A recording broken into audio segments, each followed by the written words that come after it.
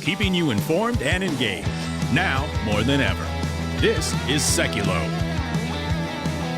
We want to hear from you. Share and post your comments or call 1-800-684-3110. And now your host, Logan Sekulow. Welcome to Sekulow. This is Logan Sekulow. Will Haynes joining me in studio today. Again, this is an important day for a lot of us, for those of us believers, and for most of you who are listening. If you are celebrating Easter Sunday this weekend, that means today we are thinking about Good Friday. Good Friday, obviously, an important day for Christians to stop, to remember the price that Jesus had to pay for us on the cross. And as we head into a weekend of celebration, I want to make sure that we started this broadcast thinking about that, because it is so important. As you are hearing about Christian persecution that's still happening for people that are standing up for their faith, and I'm talking about, of course, in this country, but I'm talking about around the world, where it's happening in a way that still feels biblical at times, because you're talking about people who are being tortured and killed for their faith. And I don't mean to be that as a downer or a way to stop, but we have to remember what's happening around the world. But I encourage you, the ACLJ, we're involved in all of these issues. And we are getting involved in many different ways through our European Center. We are able to speak at the UN. And I know you hear the UN, and sometimes you may wince that we're even there, but understand that your voice needs to be heard, specifically in those instances. The UN needs to hear from us. They have to hear from us. Your voice has to reach the world. And here at the ACLJ, we don't put our content behind a paywall. We want to make sure it's available for you to share.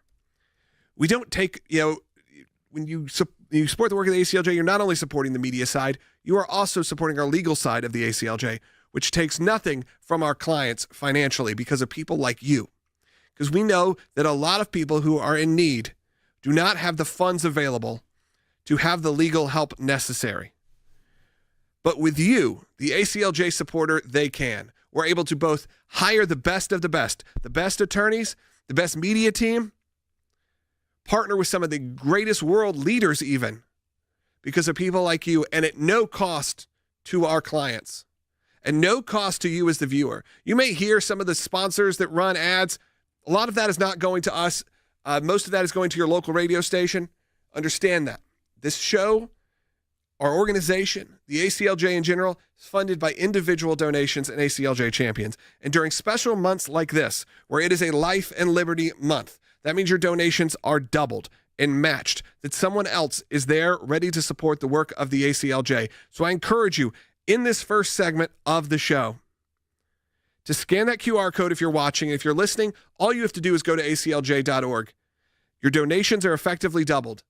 You can opt in and become an ACLJ champion. That is someone who gives on a monthly recurring basis, and at that time, your first donation will still be doubled, Will.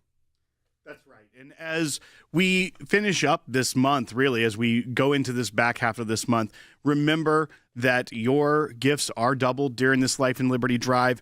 And also today, you're going to hear some of the great guests and work that we've had on the show this week, whether it be John Ondrasik, Bruce Pearl, also some of the pastors that have faced persecution as they've been abroad carrying out the gospel message and in ways that we have fought to get them out of wrongful detainment and things of that nature. So you're going to see the broad work of the ACLJ here on this Good Friday, and we hope you stay tuned. And also go to aclj.org so that you can continue to support the ACLJ in this critical juncture in this Life and Liberty Drive. Yeah, we appreciate the support, but also in this holiday weekend, we appreciate your prayers. So when you're thinking about and you're praying about everything that happens this weekend, all of the time of counsel and the time of celebration, as we celebrate a resurrected Savior, I encourage you to keep the ACLJ in your prayers. So if you can financially support or not, I understand. It is a very interesting time in the country right now. And if you can't financially support, even better, I ask for your prayers and your thoughts, and I ask you to share this content. It doesn't cost you anything. If you're watching on YouTube, hit that subscribe. That helps so much, more than you possibly can know. And over 470,000-ish people subscribe on YouTube, over 200,000 on Rumble, and know that helps get the word out. So if you can, do that today. We'll be right back with more on Sekulow.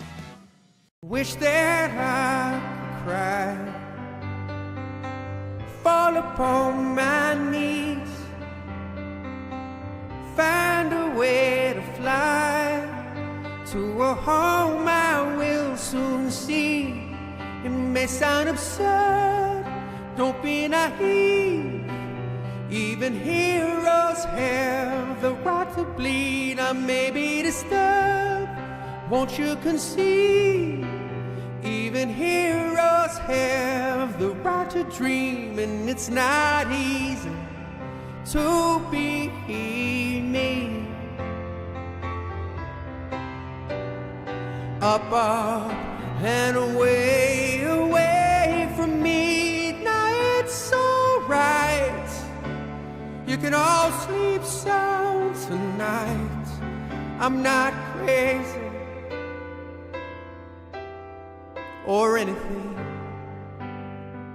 I'm only a man in a funny red sheet, only a man looking for a dream, only a man in a funny red sheet. It's not easy.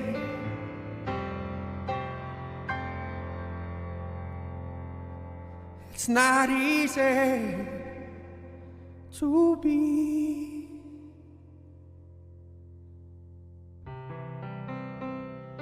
me.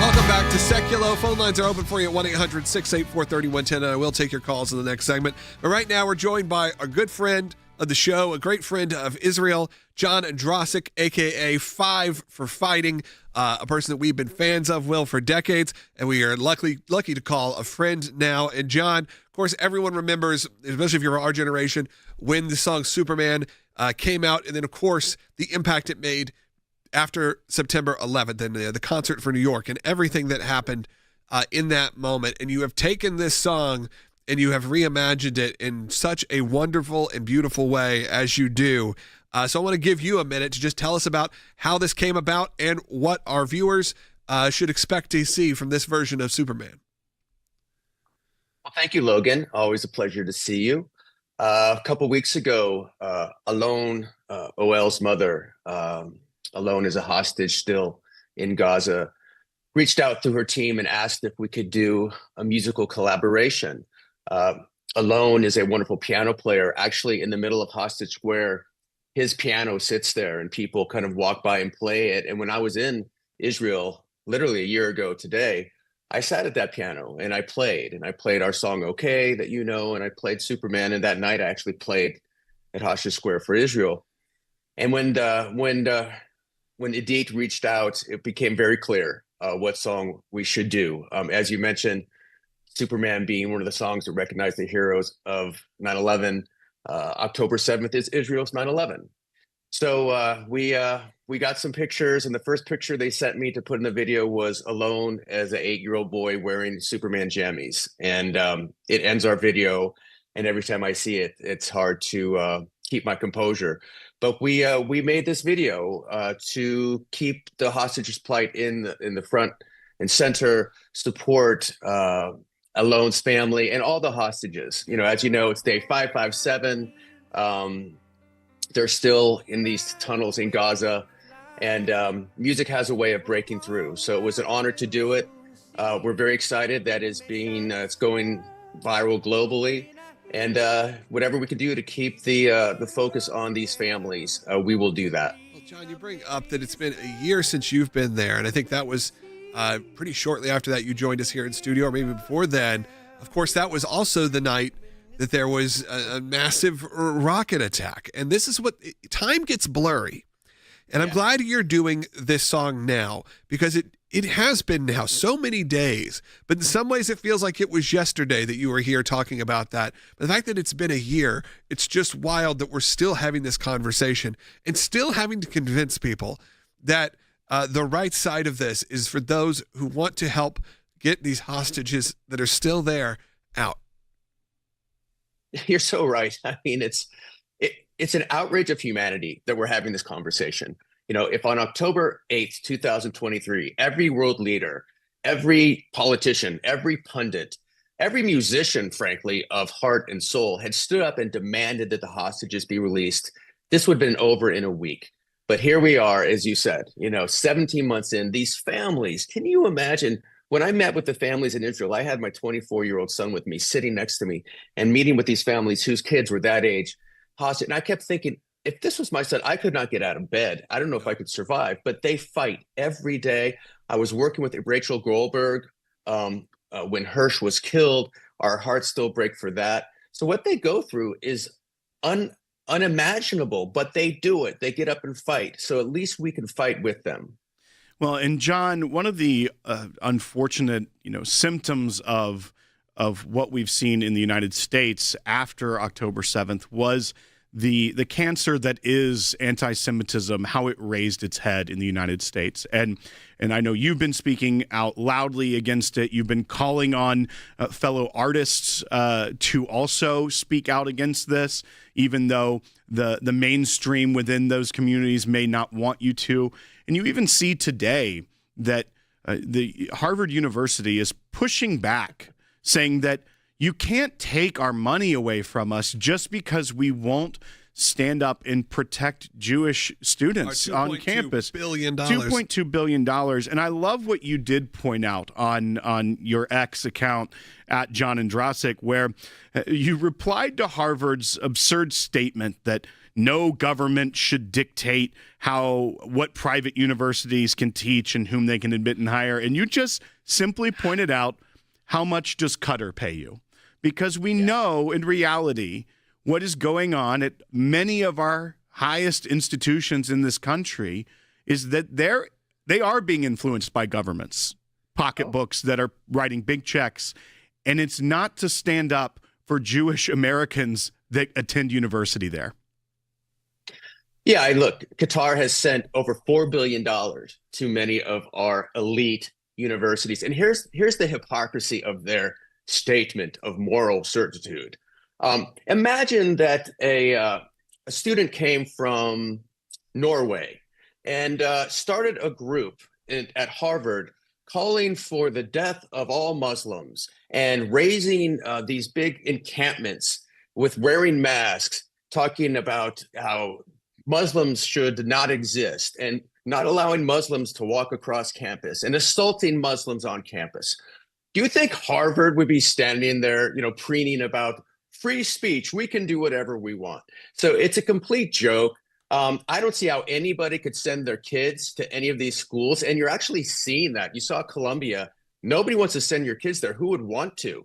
So, yeah, it's again, I keep wanting to not write a song about these elite universities because I've written too many songs, but I just may have to because they're such a joke and a disgrace to our country. So, yeah, it's again, they continue to shame themselves. And hey, but luckily, we finally have an administration that holds them accountable. Fine. If you don't want to take any public funding, why are we sending them money anyways? They have a $20 billion endowment. So good. Yeah. Do whatever you want, Harvard. We won't send our kids. You won't get our money. Go to Qatar, sell your soul, and let's just move on. Well, that's the wake-up call I think a lot of people had. I'm looking at our chat right now on YouTube and on Rumble, and people were shocked. I mean, I was shocked. When I got on the phone with Will this morning, we were talking about the show, and he goes, yeah, they're going to cut funding. He's like, okay. He's like, it's $2.2 billion. I was like, $2.2 billion? I go, I don't know if people can understand. Billions. That means it's going to them, by the way. It's going to a lot of the other elite universities. That is not just an alone $2.2 billion. It's a wild number. And of course, this comes after 2 years of all the chaos that's happened on these campuses. And John, I mentioned this in the last segment. I was talking with my friends who certainly on the other side, let's say, of this topic than you and I with Israel. And I brought up the anti-Semitism around the country. I brought up the campus situations and blissfully unaware that it was even happening because their version of the news very different than the news that we all take in. We're actually paying attention to what's going on. Sadly, if it's not fitting a narrative, it's going to be spun as Harvard said, we are not going to allow them. We still need our money, but we're not going to allow it to impact our views. Well, that's one reason we do these musical projects, right? Because, the reality is no speech, no op-ed is going to get on TikTok where the kids are being indoctrinated and reach people like your friend, who are kind of living in the bubble, really don't understand what's happening on our campuses and just kind of, listen to the AP and the BBC and the, Gaza Hamas Health Network and all that stuff. Music does cut through that. And at least when they see projects like this one, they may not necessarily agree with us right away, but they see the human side. They see the reality that they won't get. And that's why it's been such a shame. And we've talked about this, Logan, such a historical shame that the music industry has been silent from day one on October 7th. I also want to encourage people, though, to go see you also, because you're on the road. You have a big tour starting, your string quartet tour. You're coming to Nashville. I look forward to seeing you there. But also, full electric tour that's happening. And I think it's important to support people like you who are out there spreading this kind of message. Well, thank you. Yeah, it's great. We're going out the string quartet next week in the Midwest, and then put out the rock band. We're bringing Vertical Horizon. You remember them from the 90s in August. And I know I'm going to see you, Logan, and some of your family at, I believe it's May 4th in Nashville. Yeah. But I'd love to see folks. And we always do a song that recognizes our troops and recognize Israel. So we're all on the same page here. It's a beautiful show. It's absolutely worth going to. I wanted to wrap up by giving you a second, and then I want to play a little bit of your version of Superman, the new version, to head us into the next segment. But just how can people find the version? Where should they go to share this to make sure people see it? We really appreciate it. It's going viral. You can follow John Ondrasik on Twitter. You'll see the video there. You can go to Fight for Fighting YouTube page, Fight for Fighting Music on Instagram. And I think it's really important that we continue to have this grow, because this is how we get to the folks who don't understand what's happening. This is how we get to the kids. This is how do we get to those kids on campus that we need to save. Yeah, absolutely. John, thank you so much, as always, for joining us. I look forward to seeing you in a couple weeks. If you are listening to this and you feel compelled and you feel like you need to, go share this. We've shared it on our social media. I'll make sure we continue to share it. But also, if you want to call in, if you have thoughts or comments, call us 1-800-684-3110. We're going to take as many calls as we can coming up. And here is a bit of the new version of Superman. To be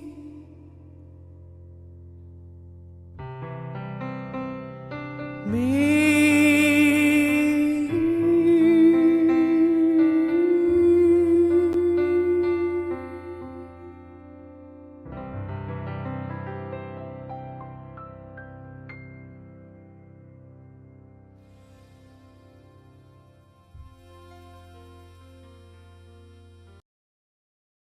There were some leaked images from a slideshow at Fort Bragg. They were Fort Bragg, is that correct? Yeah. Well, it was Fort Liberty at the time, but now restored to the original name. Right. A PowerPoint presentation, if you will, that was instructing many members of the military on what to look out for. Operation Rescue, who is our longtime client, the National Right to Life, and of course, even if you just have that Choose Life license plate, that these are anti-abortion, right-to-lifers, and you need to be watching out because they are domestic terrorists. Now, at the time, we weren't able to verify with 100% certainty that these were real. We believed they were. The sources all seemed to indicate that they were real. But we submitted a FOIA request, and now, just a couple months into a Trump presidency, they sent us the entire deck. We were able to go through, look through all of this to see what they were training. Something piqued my attention on slide 4. Earliest known reference to terrorism. Again, this is from the U.S. military. The zealots of Judea in the 1st century A.D.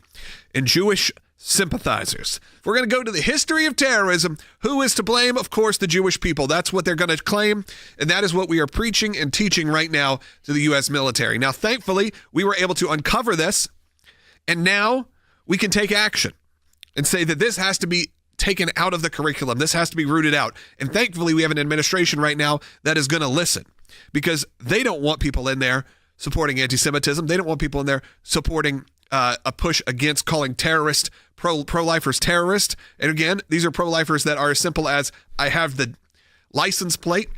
Still do. I know a lot of teachers, my kids' schools have that license plate. That's usually who you see it, a lot of educators. But No, of course, they're going to be labeled that. And of course, we're going to say the origin of it is the Jewish people and Jewish sympathizers.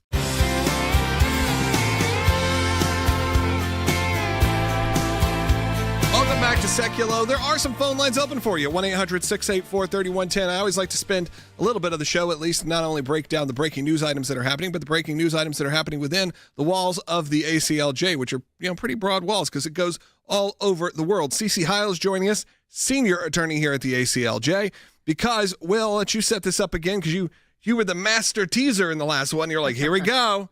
Will went full Seacrest, and what's going on here with this situation? You may remember it, where the military was training their soldiers, their team, on here are some terrorist groups you need to watch out for. And of course, we're talking about pro-lifers. We're talking about your Meemaw Pawpaw who have their Choose Life license plate on it. Again, no offense to your parents. I think they had them. No, but they are. You're offending them right now. They are grandparents. It's just true. But they had it when they were just parents. They've had it a long time. Long time. Right. Or maybe the OGs, if you will. But labeling these groups, again, this is kind of like what happened, I feel like, with the pro-life pregnancy centers, which is you're attacking people that are usually some of the kindest, most volunteer-centered, sweetest people that you've ever met, that are just there to hopefully save babies' lives. And of course, we can then have our own United States military saying, you got to watch out for these people. They're terrorists. Now, we have had a couple updates. We had it confirmed, and then we got a bunch of FOIA documents out that said, here is what broke down. And when you really start to dig, you'll learn a lot more. That's right. So in what's kind of the executive summary, so at the very top of the investigation, introducing who the investigator is, what their goal was, and then what their findings were. Before then, almost 100 pages of investigation documents. Here's what they describe about this investigation. On July 15, 2024, I was appointed to investigate the facts and circumstances surrounding terrorism awareness training conducted on the 10th of July, 2024. By a Fort Liberty Directorate for Emergency Services employee. The terrorism awareness presentation incorrectly listed several organizations, e.g., the People for Ethical Treatment of Animals, National Right to Life, and Operation Rescue, on slides labeled terrorist groups. Labeling the slide terrorist groups was a mistake that likely occurred when Redacted used several slides from a larger, older presentation.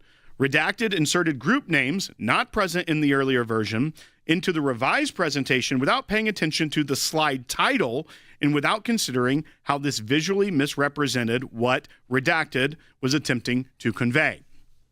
So through all of this, what the Army concluded, Cece, was that there was a mistake that happened. The mistake wasn't in this terrorism awareness training of talking about these groups, National Right to Life, Operation Rescue, people that have license plates that say Choose Life, sidewalk counselors. The mistake was in the terrorism awareness training that the specific slide said terrorist groups. Yeah, absolutely. They can go and talk as much as they want about it, and actually there's more information we'll get to in a minute.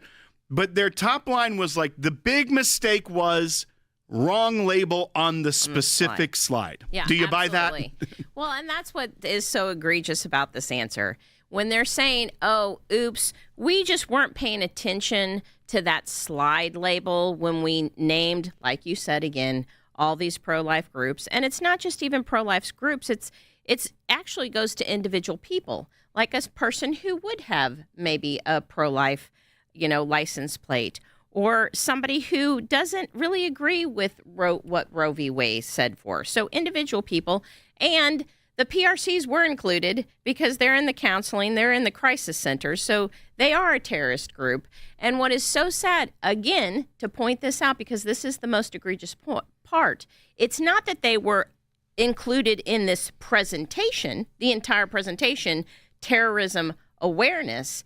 It was just, oops, we mislabeled a slide. So they were fine being in the presentation. Yes, they were supposed to be in the presentation. We just mislabeled a slide. But it doesn't really say that. Well, when you actually look down the people who were talked to about what was said was, oh yeah, they were not fans. That's right, because we have the interviews, the actual interviews from the investigation. Now, a lot of names are redacted, things of that nature to protect members of the military that were being interviewed. This isn't a nefarious redaction, as sometimes we see from other deep state agencies.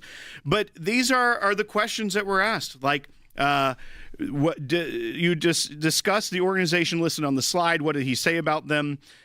They were used as an example of showing the class not all terrorist groups come from foreign nations. Were any of the organizations listed described by redacted? Yes, they were used as examples of domestic terrorists, as terrorist groups. It goes on. Another individual. Were any of the organizations listed described by redacted as terrorist groups? All of the groups that he described, to my knowledge, from what I remembered, were considered potential terror watch groups. And then one more, did redacted discuss the organizations listed on the slide? What did redacted say about them? Yes, he discussed them. Not friendly and pay attention. So I don't care what the Army tries to say about it being mislabeled terrorist groups on the slide. The content that was being trained to over 9,100 members of our military that they know of, that they've been able to estimate, 9,100 soldiers getting this training, and they're being told, regardless of the title, these are terrorist groups. You got to watch out for. And see, we get all this information, a treasure trove of information, if you will. Now, what do we do with it? Yes. So obviously, it's constitutionally protected speech that they're going after. We have done a FOIA, we have done a letter, but we are now doing a follow-up letter to the Secretary of Defense saying that they have to do something immediately. They have to hold the Army accountable by taking swift and decisive action to get to the bottom of this, because obviously the answers we've received so far do not answer the question. So the ACLJ keeps going. Yes. This is not the end. I want to make sure people understand this is not the end of this. Sure, we're finding out the information we want, but now we got to take action. And we need your support also to do that. Look, just to go through these FOIA documents, Will said, how many pages? Well, just on this specific production, there are 94 pages in the investigative document, but we're not done receiving productions from the Army. This is just another round of them. So more could be uncovered. So we have to stay diligent on that track. I know over the weekend, our attorneys were going through this document, sending emails back and forth. Did you see this line? Did you see this line? So we're crafting that letter that will go to the Secretary of Defense. So the big victory up front was that they acknowledged it and have said that they have stopped that portion of the training. But now the battle continues, because as you get this slow drip of information, you find out it was as nefarious as you thought it was. And their cover-up by saying it was a mistakenly labeled slide isn't going to cut it. I mean, we knew that couldn't be the truth, that you don't just mistakenly label a bunch of groups. And look, I'll throw PETA in there as well. Look, PETA has been known for some radical behavior, but so have some of these pro-life organizations. They are not a terrorist group, the people for the ethical treatment of animals. You may not agree with them, or you may not agree with their tactics, but let's make sure that we're also defending all kinds of speech and making sure the government isn't training our military to go after that. Now, thankfully, when we're sending now to a Secretary of Defense, we're sending it to Secretary of Defense Pete Hegseth. Maybe a bit more active and ready to help us out. Ready to help out those in the pro-life community, I think. Likely. We can't do it without you. We can't have teams of attorneys working on this day and night over the weekend without people like you who support the work of the ACLJ. Let's put up that QR code. ACLJ.org, or go scan that QR code right now. You heard what CC and Will were just talking about. They're covering up their targeting of pro-lifers. We're not going to stand for it. They're not going to be labeling them as terrorist groups. We need your support. Scan the QR code, go to aclj.org, and have your impact doubled today.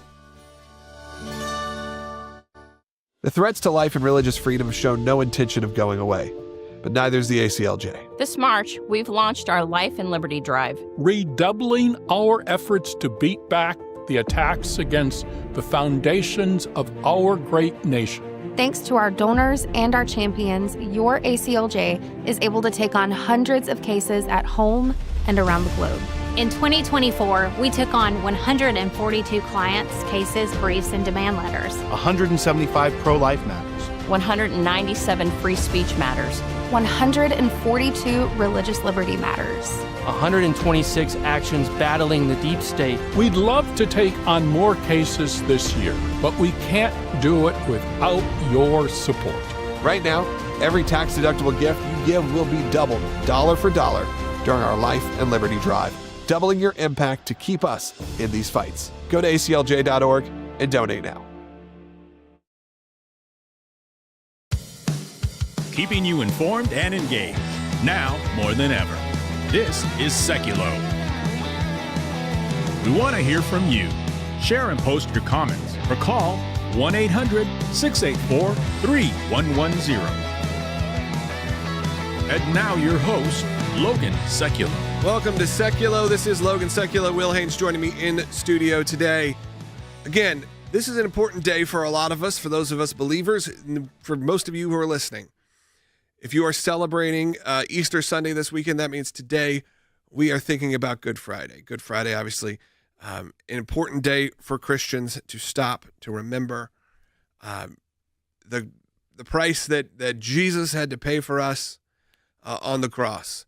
And as we head into a weekend of celebration, I want to make sure that we started this broadcast thinking about that, because it is so important. As you are hearing about Christian persecution that's still happening for people that are standing up for their faith, and I'm talking about, of course, in this country, but I'm talking about around the world, where it's happening in a way that still feels biblical at times, because you're talking about people who are being tortured and killed for their faith. And I don't mean to be that as a downer or a way to stop, but we have to remember what's happening around the world. But I encourage you, the ACLJ, we're involved in all of these issues. And we are getting involved in many different ways through our European Center. We are able to speak at the UN. And I know you hear the UN, and sometimes you may wince that we're even there, but understand that your voice needs to be heard, specifically in those instances. The UN needs to hear from us. They have to hear from us. Your voice has to reach the world. And here at the ACLJ, we don't put our content behind a paywall. We want to make sure it's available for you to share. We don't take, when you support the work of the ACLJ, you're not only supporting the media side, you are also supporting our legal side of the ACLJ, which takes nothing from our clients financially because of people like you. Because we know that a lot of people who are in need do not have the funds available to have the legal help necessary. But with you, the ACLJ supporter, they can. We're able to both hire the best of the best attorneys, the best media team, partner with some of the greatest world leaders even, because of people like you, and at no cost to our clients, and no cost to you as the viewer. You may hear some of the sponsors that run ads. A lot of that is not going to us. Most of that is going to your local radio station. Understand that. This show, our organization, the ACLJ in general, is funded by individual donations and ACLJ champions. And during special months like this, where it is a Life and Liberty month, that means your donations are doubled and matched, that someone else is there ready to support the work of the ACLJ. So I encourage you to scan that QR code if you're watching. If you're listening, all you have to do is go to aclj.org. Your donations are effectively doubled. You can opt in and become an ACLJ champion. That is someone who gives on a monthly recurring basis. And at that time, your first donation will still be doubled, Will. That's right. And as we finish up this month, really, as we go into this back half of this month, remember that your gifts are doubled during this Life and Liberty Drive. And also today, you're going to hear some of the great guests and work that we've had on the show this week, whether it be John Ondrasik, Bruce Pearl, also some of the pastors that have faced persecution as they've been abroad carrying out the gospel message and in ways that we have fought to get them out of wrongful detainment and things of that nature. So you're going to see the broad work of the ACLJ here on this Good Friday, and we hope you stay tuned. And also go to aclj.org so that you can continue to support the ACLJ in this critical juncture in this Life and Liberty Drive. Yeah, we appreciate the support, but also in this holiday weekend, we appreciate your prayers. So when you're thinking about and you're praying about everything that happens this weekend, all of the time of counsel and the time of celebration, as we celebrate a resurrected Savior, I encourage you to keep the ACLJ in your prayers. So if you can financially support or not, I understand. It is a very interesting time in the country right now. And if you can't financially support, even better, I ask for your prayers and your thoughts, and I ask you to share this content. It doesn't cost you anything. If you're watching on YouTube, hit that subscribe. That helps so much, more than you possibly could know. And over 470,000-ish people subscribe on YouTube, over 200,000 on Rumble, and know that helps get the word out. So if you can, do that today. We'll be right back with more on Sekulow. A street preacher in Chicago that was unlawfully arrested, detained, and our lawyer, our legal team, was able to go into court. We had him on here live saying, we brought in, we showed their evidence. It didn't even make it to trial. They threw it out and said, he's free to go. Now, it's only been about a week and a half maybe since that. But we have an update because clearly some police forces have not been informed. They don't know enough about this. Even when we make sure they know, other things happen. And there's another street preacher, or two street preachers in Chicago, same spot, same situation. That's what the First Amendment protects. Whether it's religious speech, whether it's political speech, you have the right to be there and you have the right to speak. So again, it was a great win when we, got Mr. Rayo off because he was preaching. And obviously when the prosecutor saw it, when we were able to give them the evidence, drop the charges because there was nothing there.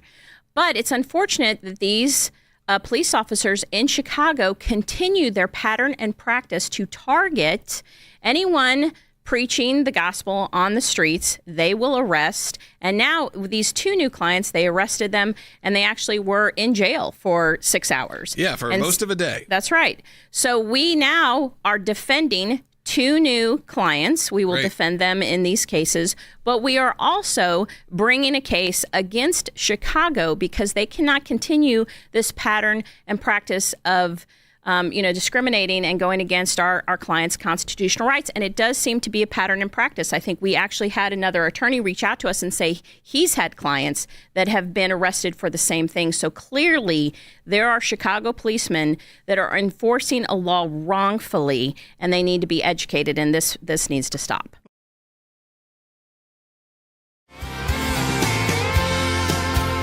Welcome back to Sekulow.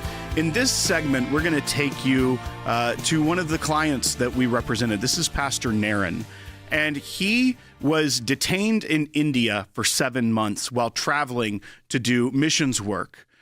And you'll hear his personal experiences about the work and the missions that they carried out, and also how the ACLJ fought to get him released. So I'm going to take you to that segment now. It's very important here on this Holy Week that we reflect on some of this work where pastors are going around the world to spread the good news, and then sometimes the ACLJ has to step in and rescue them from illegal detention.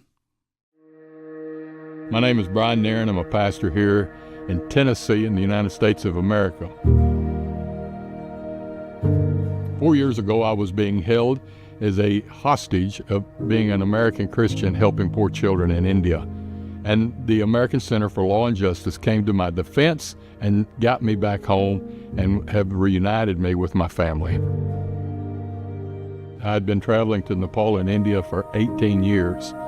Our purpose there was to teach teachers to teach children so that they could emerge from poverty, that they could have a better life because they were given an education.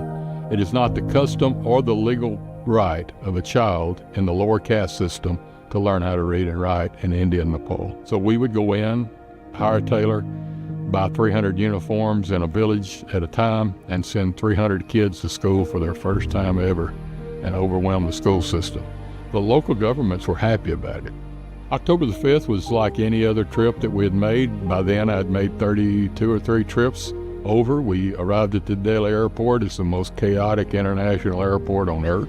The security officer that I ended up talking to first, he said, what is this package you have? I said, it's money that I'm taking. And he says, okay. He took me to his supervisor. His supervisor looked at the money. They never counted it. They just looked at it. And I had $20,000 in one package, $20,000 in another. And he says, what are you doing? What's going on? I explained it to him, that we were taking the money to Nepal, not to India, but we might do a project in India if we could. And he says, okay, it's not a problem. Well, I understand. Then they called for a customs official. And a guy came in and he asked all the same questions. The unique question that had never been asked before, though, is are you a Christian? Will you meet with Christians in India? And did you plan to give any of this money to any Indian Christians while you're here? They never looked at the money. It was laying on the table.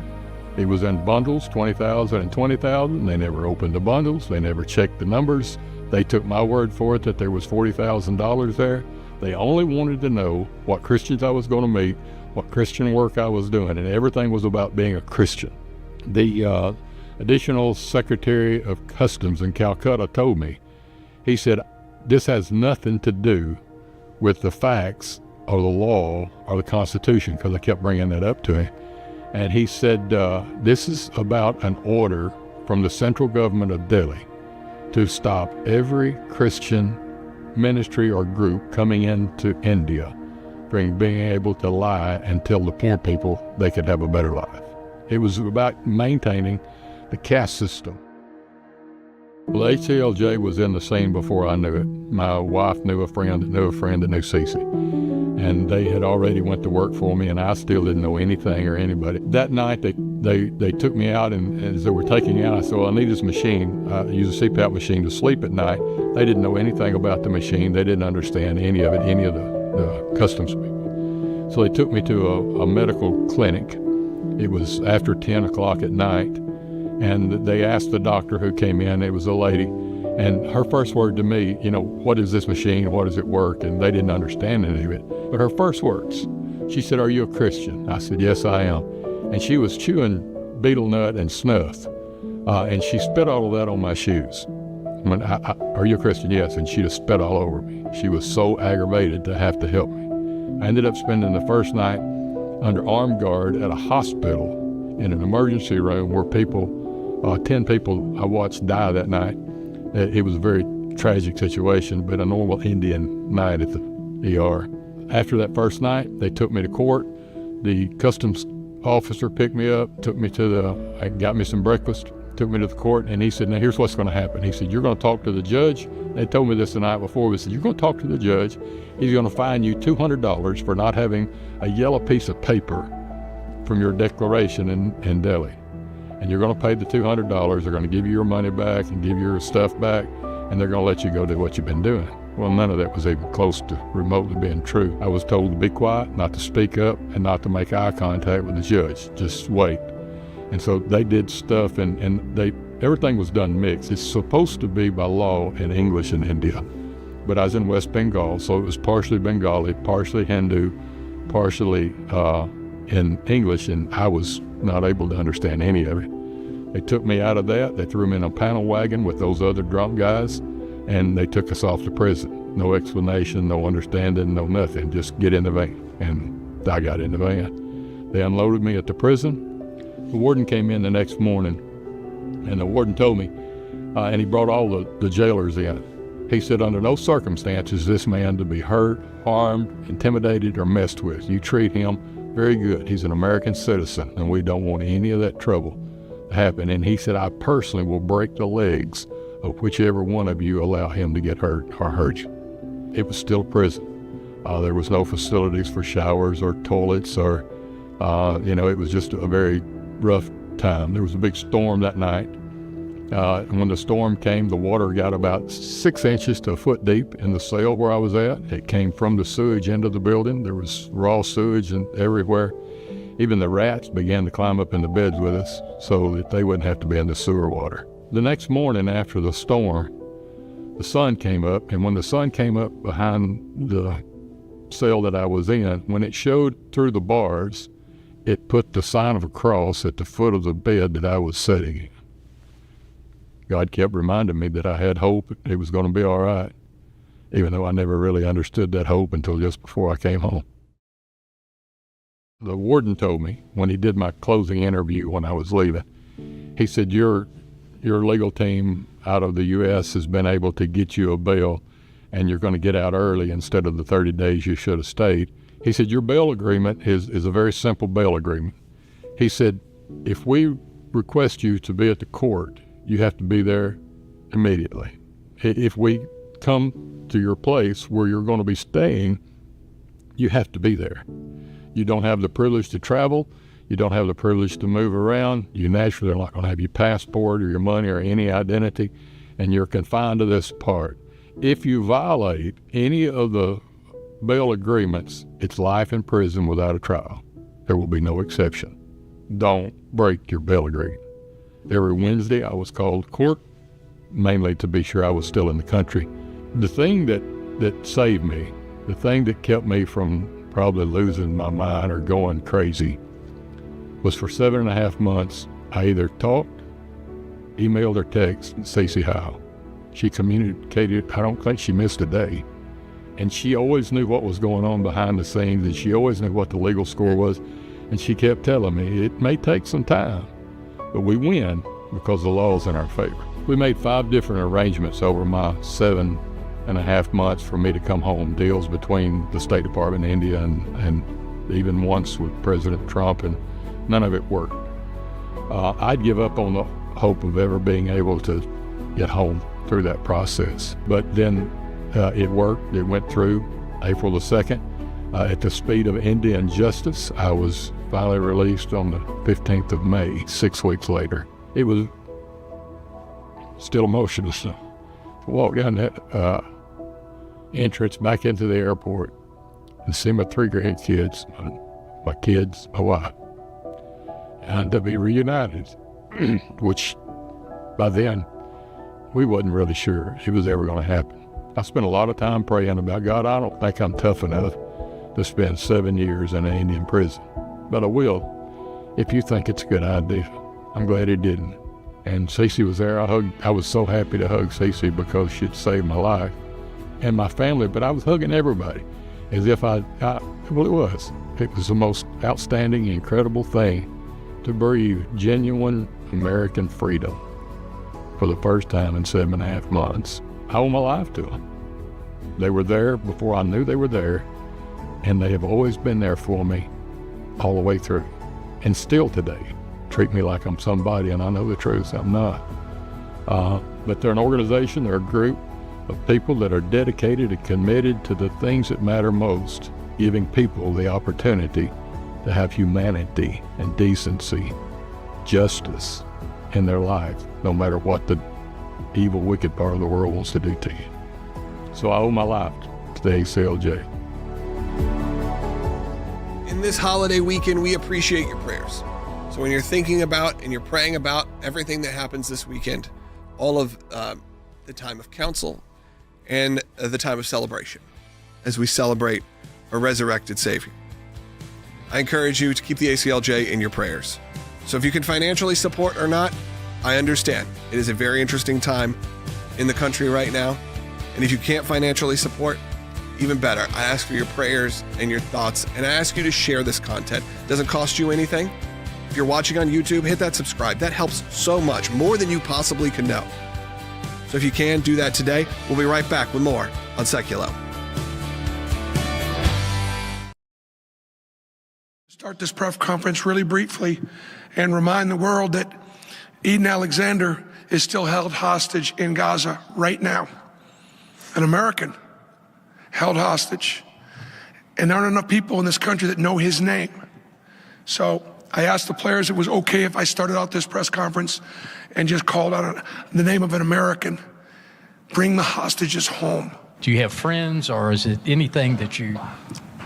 I think what made me say it is, again, it starts, with my faith, and it starts with answering the question, why has God blessed Auburn and this basketball team the way he has all season long? And honestly, it's to, I think, put us in a platform of, in this case right now, myself as a Jewish American who loves his country more than anything else in the world. My grandfather came over here at 11 years old in 1929. He became a citizen when he was 32 years old. He said it was the greatest day of his life. This Jewish American loves his country more than anything else. At the same time, over in Israel, that's our ancestral homeland for the Jewish people, and it's under attack. It's under attack. It's under siege.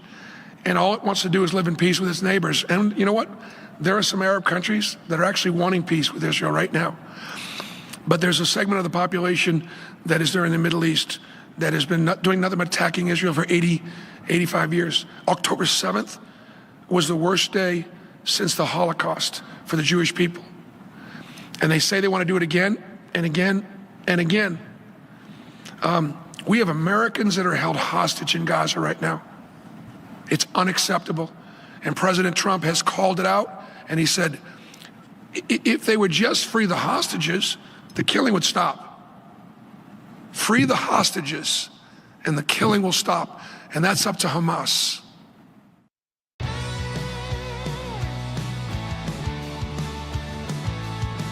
Welcome back to Sekulow. We're going to have a special guest, and it's happening right now. Coach of the Auburn Tigers, you know him, basketball legend Bruce Pearl. We're really excited to have you back on. And Will, my friend here, my executive producer, is a proud graduate of Auburn University. So I told him, Will, you get to start this interview, this conversation, because there are people like you, Coach Pearl, who have been so loud and so supportive of our Jewish friends, families, and of course, of what's going on in Israel still with the hostage situation. This is the second day we've covered this in a row, and I can't believe we're still having to talk about it. It's unfortunate, it's sad, but it's the truth. But Will, I'll let you go from here. Well, I just wanted to start off, Coach Pearl, is that you're coming off a historic season with the Tigers, number one overall seed in the tournament. All eyes are on Auburn, and throughout that entire run to the Final Four, you repeatedly used your platform, one of the biggest in sports, to advocate for Eden Alexander and the hostages. I just wanted you to tell us a little bit about that decision to highlight this in one of these huge moments in sports. You know, guys, great to be with you, and thank you for the amazing work that you guys do. Grateful. You know, we beat Creighton, and we're going to the Sweet 16, and I'm walking in the halls of Rupp Arena and thanking God for the blessing and wondering why we're worthy and so grateful. And God spoke to me and he said, remember who you are and remember where you came from. And do you understand why you've had this success and this blessing? And I understand what my responsibilities are. My Hebrew name is Mordechai. And as you know from the story of Purim, Mordechai had a responsibility.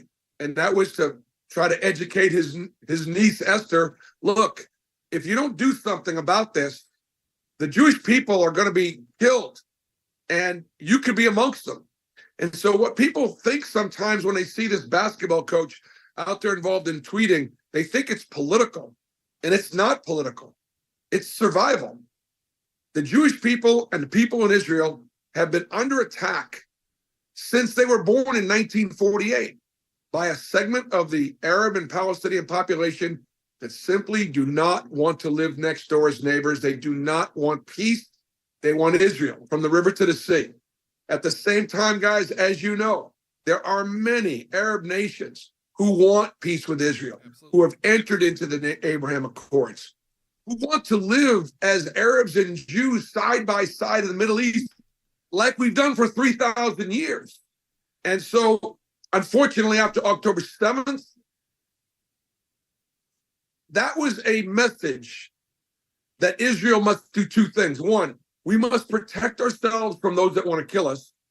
And two, we still, as Jews, have a responsibility as God's chosen people to let the light shine upon us and love better, be kinder, be more generous, and try to continue to live in peace with all neighbors that are willing to live in peace. Yeah, Coach Pearl, I think that is something that comes up time to time. It feels like the story, and obviously we're in Passover week, we're in Easter week. It couldn't feel like a more appropriate time to discuss this kind of topic because it is so powerful right now, what's happening even in our college campuses. And we're seeing that at Harvard. We've seen Harvard have to kind of push back on saying, I don't know if we're going to protect our Jewish students as well as we can. Look, my son is preparing for his bar mitzvah right now, and we're having to have real discussions about what security looks like. These aren't things that we would normally have to talk about, but you're talking to a party planner, and that starts to come up. This is the world we're living in. And you have the attack on Governor Shapiro's house in Pennsylvania. How do we? I mean, you've done such a good job of keeping this out there and talking about it. But as Jewish Americans, as even Jewish Christian Americans, it feels like a very intense time, and it can become very easy to get concerned, scared, and hide. Yeah, well, we can't do that. I mean, we absolutely cannot do that. And you're right. Listen, since the day I was born, there's been a police officer outside of the temple, and he's not there to park cars. Right.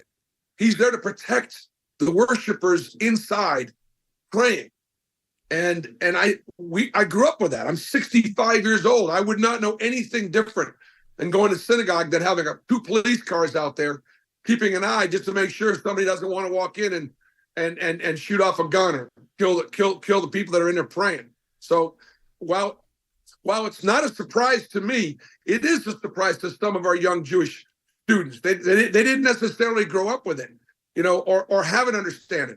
I am for peaceful protests.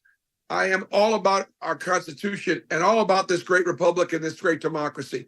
I'll even go as far as saying in the House of Representatives, if Rashida Tlaib is going to be voted into the House of Representatives by the people in Michigan that want her to be there, even though I disagree with everything she stands for, this is what makes our country great. If Ilhan Omar can be a congresswoman voted by a Somali population in Minnesota, that's what the House of Representatives was designed for.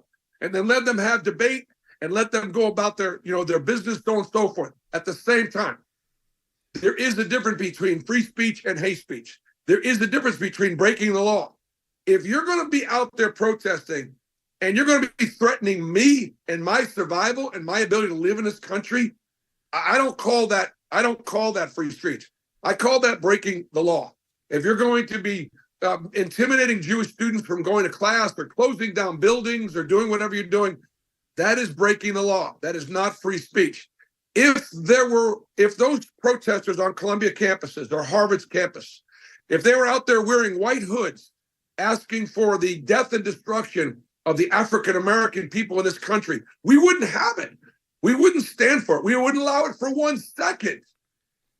But somehow it's okay when they're protesting Israel or the Jewish people. And it's not okay. And we're not going to have it. And I'm so glad that President Trump is now taking on this task of saying, look, if this is who you're going to be as visiting students, as green card holders, as people that are guests in our country, you're not welcome in our country and you can go back home. And there is a different level of due process for a green card holder and somebody on a student visa than there is a United States citizen.